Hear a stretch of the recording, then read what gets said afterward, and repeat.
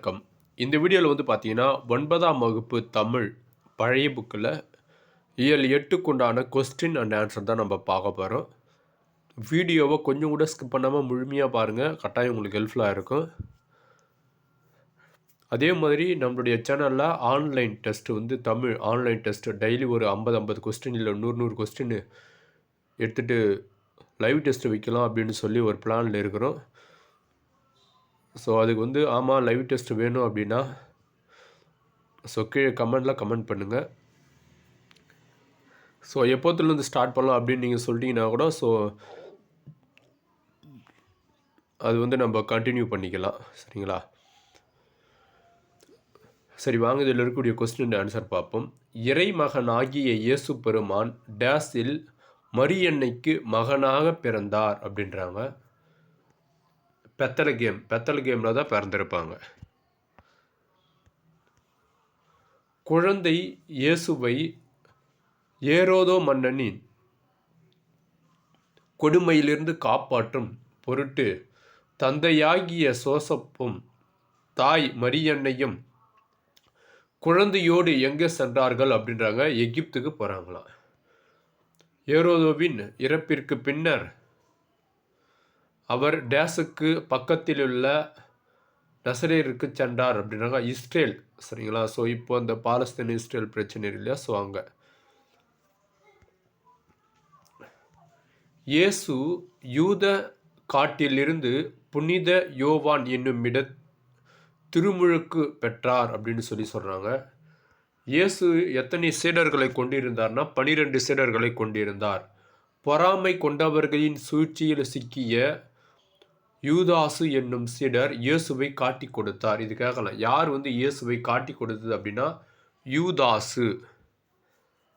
அதாவது உங்களுக்கு ஞாபகம் இருக்குதுங்களா, இப்போது இஸ்ரேல் பிரச்சனை, இஸ்ரேலில் பார்த்தீங்க அப்படின்னா யூதர்கள் அப்படின்னு சொல்லுவாங்க. ஏன் அப்படின்னா அவங்க தான் இயேசு கிறிஸ்துவை காட்டி கொடுத்தவங்க அப்படின்றதுனால நம்ம புரிஞ்சுக்கணும். அதாவது இயேசு வேறு, யூதர்கள் வேறு.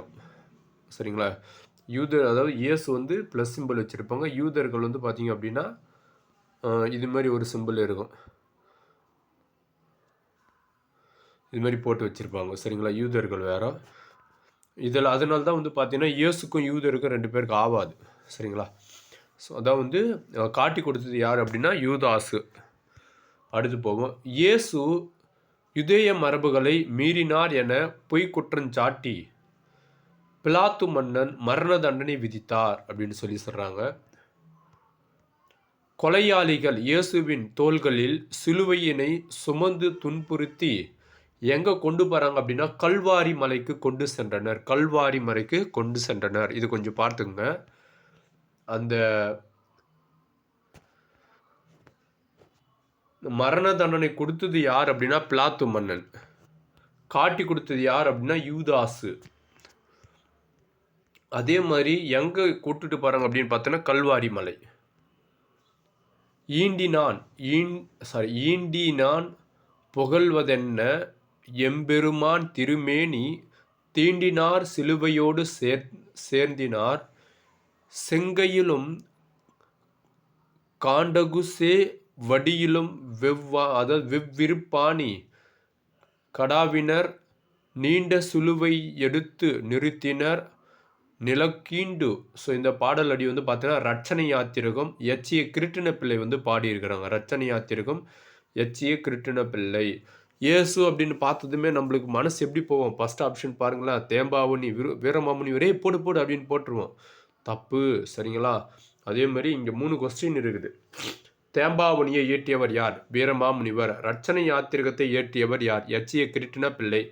பெத்தலகேம் குறவஞ்சி எழுத்தியவர் யார்? தஞ்சை வேதநாயக சாத்திரியார். சரிங்களா? இது கொஞ்சம் பார்த்துங்கன்னா.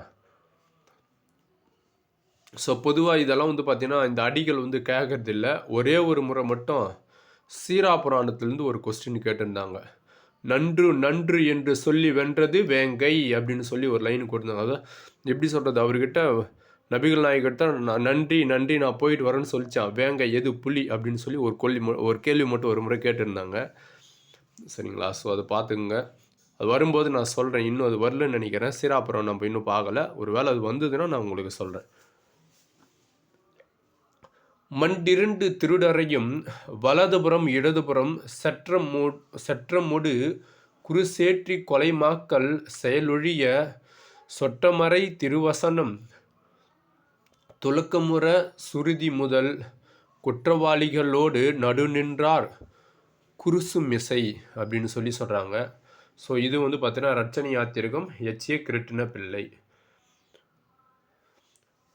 தன்னறிய திருமேனி சதைப்புண்டு தவிப்பெய்தி பன்னறிய பலபாடு படும்போது பரிந்தேந்தாய் இன்னதென அருகிலார் தாம் செய்வதுவர் பிழையா மன்னியுமென்றறி கனிவாய் மலர்தார் நம் அருள் வல்லால். அதாவது இவங்க செய்யறது தப்பு அப்படின்னு இவங்களுக்கு தெரியாமையே இவங்க செய்கிறாங்க, நீங்கள் அவங்கள வந்து மன்னித்து அருளுங்கள் அப்படின்னு சொல்லி சொல்கிறார் இவர்.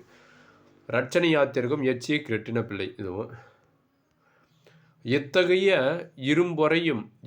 இரும்பொறையும் மனநலமும் ஏந்தவாறே வித்தகனுக்கு கடிதொழும்பர் என்னதகு மெய் கிறிஸ்துவர்தம் தெரிக்கை குணமிலரும் கிறித்துவரென்றிசை பெறுதல் சத்தவரை துஞ்சினவர் என உரைக்கும் சீர்மைத்தாள் அப்படின்னு சொல்கிறாங்க. ஸோ இது வந்து பார்த்தீங்கன்னா ரட்சணை யாத்திரிகம் எச்சிய கிருட்டின பிள்ளை. சரிங்களா, இது கேட்குறாங்களோ இல்லையோ, சரிங்களா, கொஞ்சம் பார்த்துக்குங்க.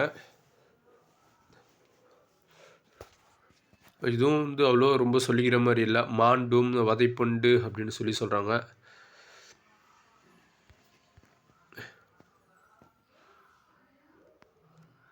இங்கே பாருங்க, மன்றாடும் அருட்சீவ வசனத்தை வன்மரவோர் ஒன்றாக பொருள் செய்யார் உடைக்களைந்து பங்கிட்டார் குன்றாத நரசரேயன் யூதருக்கு குலவேந்தன் என்றாக அடியமானு எழுதிட்டார் சிலுவை மிசை அப்படின்னு சொல்கிறாங்க. சரிங்களா, பொருந்தாதது எது? இங்கேருந்து கேர்ஃபுல்லாக லிசன் பண்ணுங்களேன். இது ஒரு 7 நிமிஷமா? ஓகே, இங்கேருந்து கேர்ஃபுல்லாக லிசன் பண்ணுங்கள். ஈண்டு என்றால் இவ்விடம், இங்கே அப்படின்னு சொல்லி அர்த்தம். ஈண்டுனா இங்கே அல்லது இவ்விடம் அர்த்தம். இங்கே தப்பு. புகழ்வது என்ன சொல்வது. கடாவினர்னா அடித்தனர், கடாவினர் என்றால் அடித்தனர். கீண்டு என்றால் தோண்டி. சற்றம் அப்படின்னு சொல்கிறாங்க. சற்றம் என்றால் சினம். இங்கே ரத்தம் வராது. சற்றம் என்றால் சினம். குருசு என்றால் சிலுவை. சொற்றனா சொன்ன. துலக்கம் என்றால் விளக்கம். சுருதி முதல் மறை முதல்வராகிய இயேசுநாதர் தான் சொல்கிறாங்களே. சரிங்களா, சதைப்புண்டு அப்படின்றாங்க. சதைப்புண்டு அப்படின்னா சிதைக்கப்பட்டு அப்படின்னு தான் சதைப்புண்டு அப்படின்றாங்க. பன்னறிய அப்படின்னா சொல்லுதற்கரிய. இரும்பொறை அப்படின்னா இரும்பாணி. சரிங்களா, பெரும் பொறுமை. அதாவது பொறைனா பொறுமை அப்படின்னு சொல்லி அர்த்தம். பொறைனா பெரும் பொறை அப்படின்னு சொல்கிறாங்க. பெரும் பொறுமை. வித்தகன் என்றால் ஆண்டவன். தொழும்பர் என்றால் அடியார். இசை ஏறுதல் அப்படின்னா புகழ் பெறுதல் அப்படின்னு அர்த்தம். துஞ்சினவர் அப்படின்னா உறங்கியவர். பொருந்தாதது எது? கீண்டு என்றால் பிளந்து. இருப்பு முனைனா ஆணியின் நுனி. வதைப்புண்டு என்றால் துன்பமடைந்து. ரட்சகர் என்றால் இவர் காப்பவர் தான் ரட்சகர் அப்படின்னு சொல்லுவாங்க. அடுத்து மன்றாடும் என்றால் மிக வேண்டுதல். ஆகடியம் என்றால் ஏளனம். மாண்டுபடும்போது அப்படின்னா இறக்கும் நிலையில். மருங்கு என்றால் பக்கம். பொருந்தாதது எது? இங்கிருந்து இலக்கண குறி பார்க்க போகிறோம். செங்கை, வன்மரவோர், சேவடி, வெவ்விருப்பு, இது எல்லாமே வந்து பார்த்தீங்கன்னா பண்பு தொகையை குறிக்கும். இருப்பாணி அப்படின்றால் வலித்தல் விகாரம். கனிவாய் அப்படின்றாங்க. கனிவாய் அப்படின்றது ஓமை தொகை. நாழி என்றால் ஆகு பெயர். நெக்ஸ்ட் பிரித்து எழுதுக. ஈண்டினான். ஈண்டி கூட்டல் இனி கூட்டல் யான். ஈண்டினான். காண்டகு. கான் கூட்டல் தகு காண்டகு. இது கேட்கறதுக்கு வாய்ப்பு இருக்குது. கான் கூட்டல் தகு காண்டகு. சே அப்படின்னா செம்மை கூட்டல் அடி தான் சேவடி. சரிங்களா? செம்மை கூட்டல் அடி சேவடி. வெவ்விருப்பாணி இதுதாங்க குரூப் 4 கொஸ்டின் பார்த்துங்க. வெம்மை கூட்டல் இரும்பு கூட்டல் ஆணி. வெம்மை கூட்டல் இரும்பு கூட்டல் ஆணி வெவ்விருப்பாணி. வெம்மை கூட்டல் இரும்பு கூட்டல் ஆணி வெவ்விருப்பாணி அப்படின்னு சொல்லி சொல்கிறாங்க. அடுத்து போகலாம். அதே மாதிரி இது பிரித்து எழுதுக தான் இது.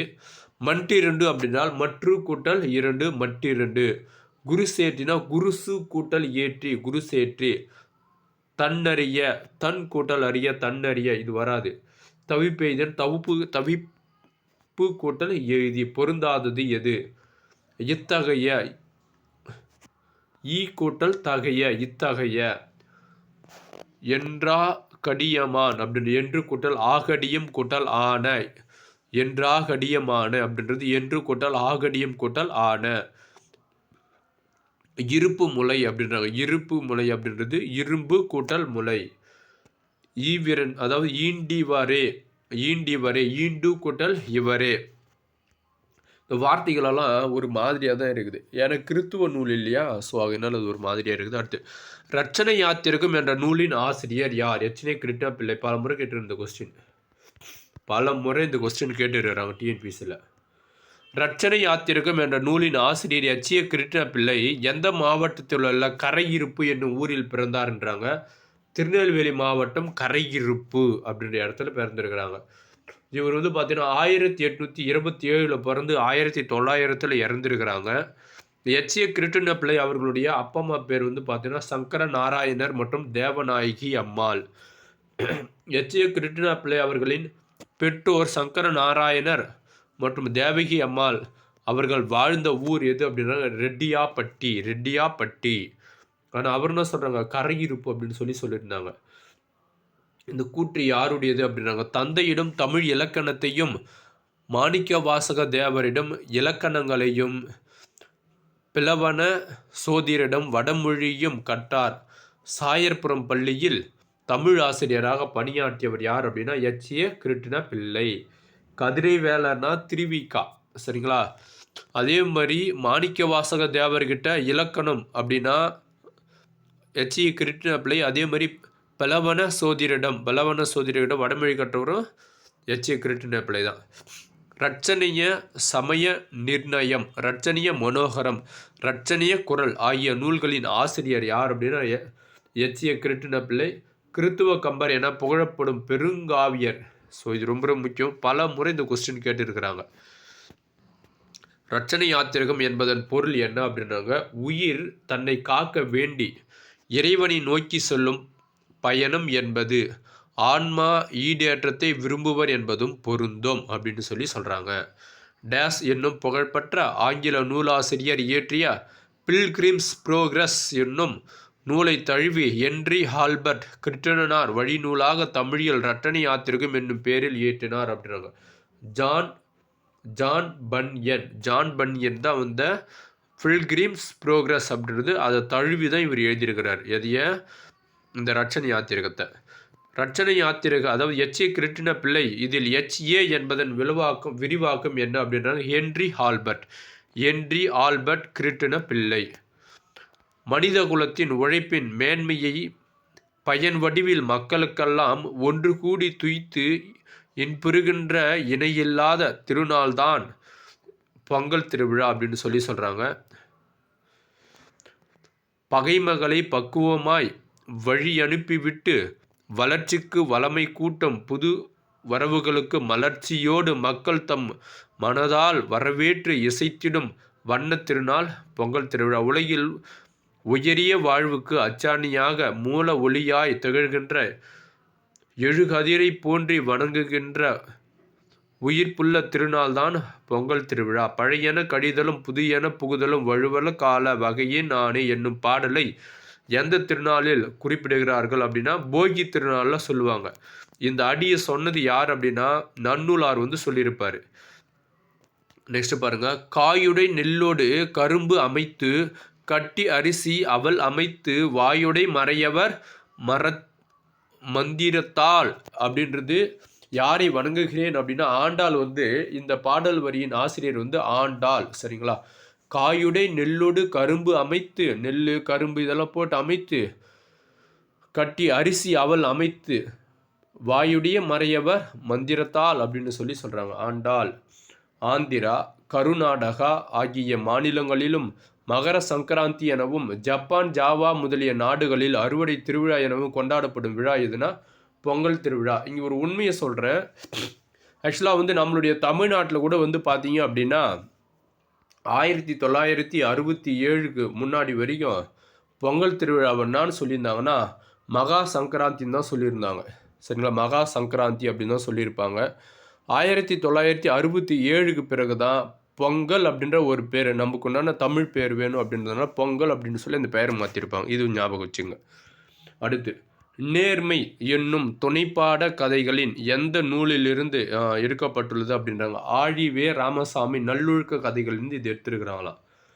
நெக்ஸ்ட், ஒரு பொருளின் பெயர் தனக்குரிய பொருளை குறிக்காமல் தன்னோடு தொடர்புடைய வேறொரு பொருளுக்கு பெயராகி வருவது ஆகு பெயர். ஆகு பெயர் எத்தனை வகைப்படும்னா 16 வகைப்படும் அப்படின்னு யார் சொல்றது? தொல்காப்பியரே சொல்லிட்டாங்களாம். யாழ் கேட்டு மகிழ்ந்தால், இது எந்த ஆகு பெயர்? யாழ்ன்றதுன்னா ஒரு கருவி, அப்போ கருவி ஆகு பெயர். நான் சமையல் கற்றேன் அப்படின்னு சொல்லி சொல்றாங்க. நான் சமையல் கற்றேன் அப்படின்னா காரியவாகு பெயர், காரியவாகு பெயர். திருவள்ளுவரை படித்துப்பார் அப்படின்றாங்க. திருவள்ளுவர் என்ன சொல்லுவார்? கருத்து தான் சொல்லுவார். அப்போ கருத்துவாகு பெயர். ஒருவரை பார்த்து நாரதர் வருகிறார் அப்படின்னு சொன்னால் அதுக்கு என்ன சொல்லுவாங்க? ஊமை ஆகு பெயர். ஆக்சுவலாக வந்து நம்ம புராண பிரகாரம் நாரதர் அப்படின்னா யாரை குறிக்கிறது? புறம் பேசுவர்கள். சரிங்களா? கலகமூற்றவங்கள சொல்கிறது தான் நாரதர் அப்படின்னு சொல்லி சொல்லுவாங்க. அதுக்கு தான் வந்து ஊமை ஆகு பெயர். பொருள் முதல் ஆரோடு அளவை சொல்தானி கருவி காரியம் கருத்தன ஆதியுள் ஒன்றன் பெயரான அதற்கையே பிரிய தொன்முறை உரைப்பன் ஆகு பெயரே. ஸோ இந்த பாடலடி இடம்பெற்றுள்ள நூல் வந்து நன்னூல். அதாவது இங்கே பாருங்கள், விற்பூட்டு பொருட்கோள் அப்படின்றதுக்கு ஒரு மீனிங் தராங்க. வில்லின் ஒரு வில்லு, சரிங்களா, இரு முனைகளையும் இணைத்து கட்டுதல் போல. சரிங்களா? அப்போது வில்லு வந்து இப்படி இருக்கும். கரெக்டுங்களா? வில்லு எப்படி இருக்கும்? ஆக்சுவலாக வந்து இப்படி தான் இருக்கும் கொம்பு. நம்ம என்ன பண்ணுவோம், அதை அப்படியே வளைக்கும்போது அது அப்படியே இப்படி வளையும். சரிங்களா?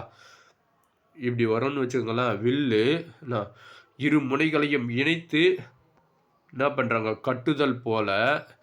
செயல்களில் முதலில் அமைந்துள்ள சொல்லும் கடைசியில் இறுதியில் அமைந்துள்ள சொல்லும் பொருள்பட பொருத்துவது அப்படின்னு தான் வந்து விற்பூட்டு பொருட்கோள் அப்படின்னு சொல்லி சொல்கிறாங்க. சரிங்களா?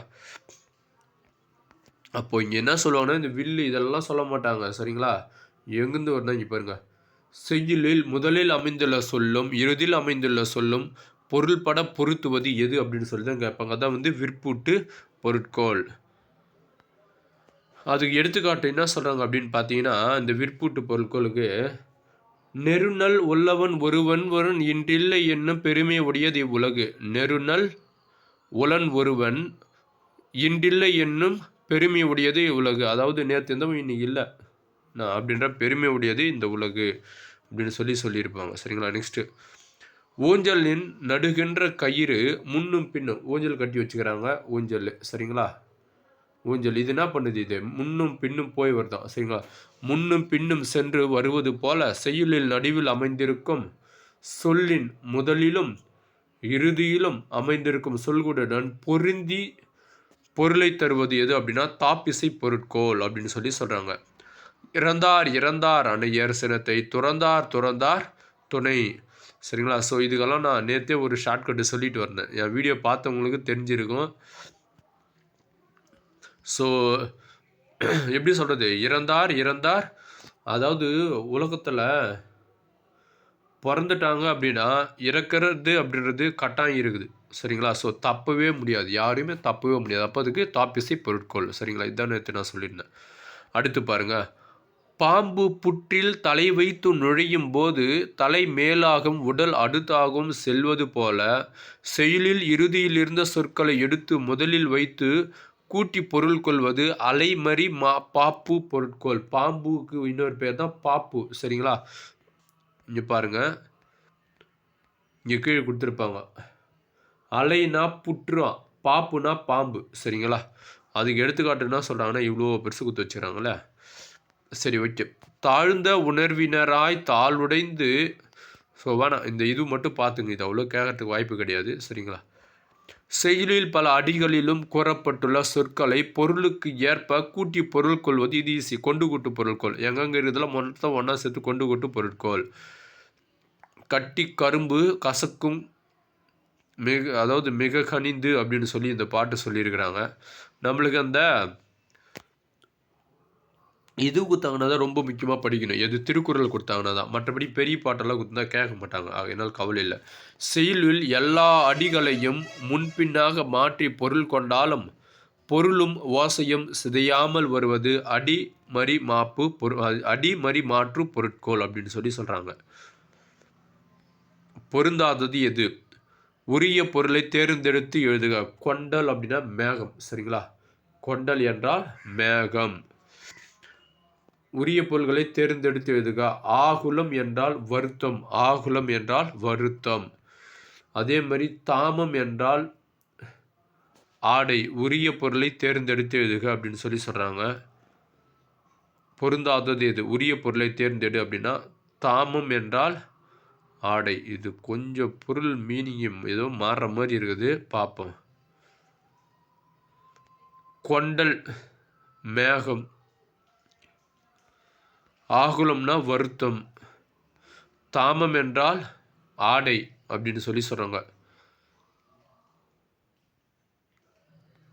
பொருந்தாது இது புரிசை என்றால் மதிலா, மல்லல் என்றால் வளம். பாருங்க, ராபி சேதுப்பள்ளி ஒன்று சொல்கிறாரு. தமிழ் அறிஞர்களே தமிழ்நாடெங்கும் தமிழ் சங்கம் நிறுவுங்கள், தமிழ் பாடம் சொல்லுங்கள், கலை செல்வத்தை வாரி வழங்குங்கள், தெருவெல்லாம் தமிழ் முழக்கம் செய்யுங்கள். இவ்விதம் ஒல்லும் வகையால் நாம் ஒவ்வொருவரும் பணி செய்வோமானால் இன்னும் 10 ஆண்டுகளில் தமிழ்நாடு புத்துயிர் பெற்றுவிடும் அப்படின்னு சொன்னது யார்? மேலகிட்டெல்லாம் கேட்க மாட்டாங்க. இன்னும் 10 ஆண்டுகளில் என்ன சொல்கிறாங்க? தமிழ்நாடு புத்துயிர் பெறும்னு சொன்னது யார் அப்படின்னு சொல்லி கேட்பாங்க. ராபி சேதுப்பறை தமிழ் என்பம். அக்காலத்தில் நாடு முற்றும் தமிழுணர்ச்சி பொங்கி ததும்பிய பூரணமாய் நிற்கும். கல்லூரிகளில் நல்ல ஆசிரியர்கள் எல்லோரும் தமிழ் அறிஞர்களாக இருப்பார்கள். பல்கலைக்கழகங்களில் நக்கீரர் போன்ற நற்றமிழ் புலவர் தலைவராக வீட்டிருப்பார்கள். இந்த கூற்று அவர்தே தான், ராபி சேதுப்பள்ளி தான். எந்த மொழியும் நமது சொந்த மொழிக்கு இணையாகாது என்று தமிழ்நாட்டு இளைஞர்கள் செம்மார்ந்து பேசுவர். தேமுதிர தமிழோசை உலகமெல்லாம் பரம் வகை செய்தல் என்று முரசு கொட்டுவர் யாரு? தேமுதிர தமிழோசை உலகமெல்லாம் பரவகை செய்தல் சொன்னது பாரதியார். 8 திசையிலும் தமிழ்நாடு ஏற்றமுள்ள விளங்கும் அந்த நிலையினை இன்று எண்ணிப்பார் அப்படின்னு சொல்லி பாரீர். அதனை எய்தியே தீர்வோம் பண்ணியே வாரீர். அதை பணி செய்வீர் வாரீர் அப்படின்னால அதனை எய்தியே தீர்வோம் பணி செய்ய வாரீர் அப்படின்னு சொல்லி சொல்கிறாங்க. அதுவும் ராபி சேதுப்பள்ளி தான். சரிங்களா? அவ்வளோதான் இந்த யூனிட். சரிங்களா? ஸோ இந்த வீடியோ உங்களுக்கு பிடிச்சிருக்கு நான் நம்புகிறேன். இந்த வீடியோவில் பார்த்தீங்கன்னா அந்த கிருட்டின பிள்ளை ரொம்ப ரொம்ப முக்கியம். இந்த வீடியோ உங்களுக்கு பிடிச்சதுன்னா மறக்காமல் லைக் பண்ணுங்கள். இந்த வீடியோ பற்றின தகவலுக்கு கமெண்ட் பண்ணுங்கள், உங்களுடைய ஃப்ரெண்ட்ஸுக்கு ஷேர் பண்ணுங்கள். நன்றி, வணக்கம். இயல் 9 ஈவினிங்காக நம்ம பார்த்துலாம். அதை பார்த்தோம்னா அதோட 9th கம்ப்ளீட்டாக முடிஞ்சிடும். நன்றி.